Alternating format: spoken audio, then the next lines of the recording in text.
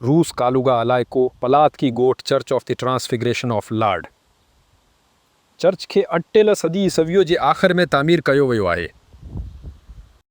इमारत जे अंदरि हिकिड़ो हरारती डिवाइस न आहे। उती को इष्टो या ॿियूं हरारती निज़ाम न आहिनि। थी सघे थो त हरारती डिवाइस भॼी विया ऐं खणे। तंहिं हूंदे बि तामीर जे दौरान रथियल हरारती निज़ाम जा निशान न मिलिया आहिनि। चोल्ही लाइ को ख़ासि कमिरो कोही, न को नचोड़ी, न को हवाई नलको, न चमनी। जॾहिं हे चर्च ठहियल हो, को बि अनखे गरम करण वारो न हो। रूस में सख़्त सियारे ऐं थधि खां सवाइ गरम आबहवा हुई। पोइ मौसम ख़राब थी वई, थधी थी वई। असांखे कुझु गरम करण जी ज़रूरत हुई। चर्च जी दरवाज़े जे अॻियां अंदरां हिकु धातो जो स्टोर रखियलु हो। हरारती डिवाइसिस दाख़िल ते वाक़िअ आहिनि, थधी हवा मां हरारती पर्दो ठाहिण लाइ। उन्ही जाइ ते हिकु थलो हो।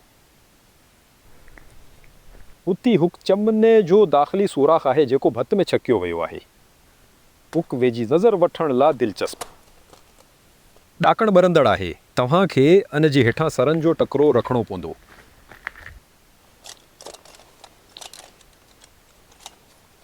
छा ॾिसां त सरूं टटी वियूं आहिनि। सरूं कारे रंग सां ढकियल आहिनि। हुन चैनल ज़रिए दूं न करणु लॻो। उहो सॼो खला भत मां भॼी वियो आहे। चर्च जी भत में पाइप ठाहिण लाइ कमरे जी पासे ते हिकु पतले वरहांगी कई वई हुई। वरहांगी मुख़्तलिफ़ रंग जी सरनि मां ठहियल आहे। इहो वाज़े तौर ते क़ाबिल ज़िक्र आहे त इहे सरां भत में सरनि खां मुख़्तलिफ़ आहिनि।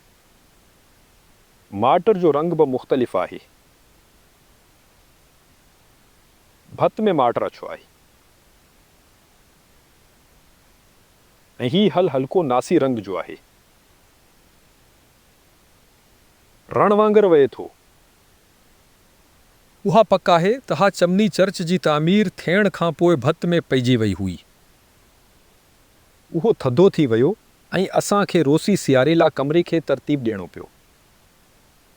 साइंस माण्हुनि खां ताज़ो मज़े में तेज़ थधी जे हक़ीक़त खे लिकाईंदो आहे।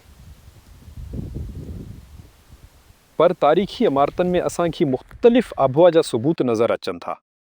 उन ॻाल्हि जो सबूत आहे त उन्हनि इमारतनि जी तामीर थियण खां पोइ आबहवा में वॾी तब्दीली आई।